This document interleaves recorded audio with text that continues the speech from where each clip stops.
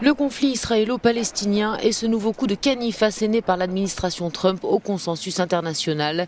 Après avoir reconnu de façon unilatérale Jérusalem comme capitale d'Israël, les États-Unis annoncent ne plus considérer comme illégales les colonies de l'État hébreu en Cisjordanie occupée.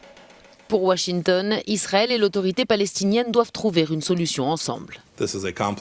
Il s'agit d'un problème politique complexe qui ne peut être résolu que par des négociations entre Israéliens et Palestiniens. Les États-Unis restent profondément déterminés à apporter leur aide pour faciliter la paix et je ferai tout ce qui est en mon pouvoir pour aider cette cause. Mais la décision américaine pourrait être interprétée comme un nouveau coup de pouce à Benyamin Netanyahou, le Premier ministre israélien qui a proposé d'annexer une partie des colonies de Cisjordanie occupées au moment où les partis israéliens mènent de difficiles tractations pour former un gouvernement.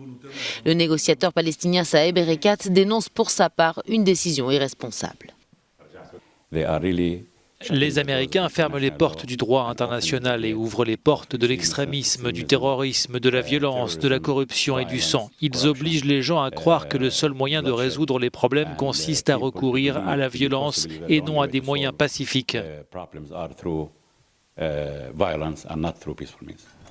Sur Twitter, l'ex-ambassadeur des États-Unis en Israël a taclé l'actuel ambassadeur américain à Jérusalem, David Friedman.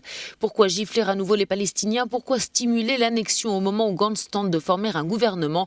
Cela porte les empreintes de Friedman, a écrit Martin Indyk.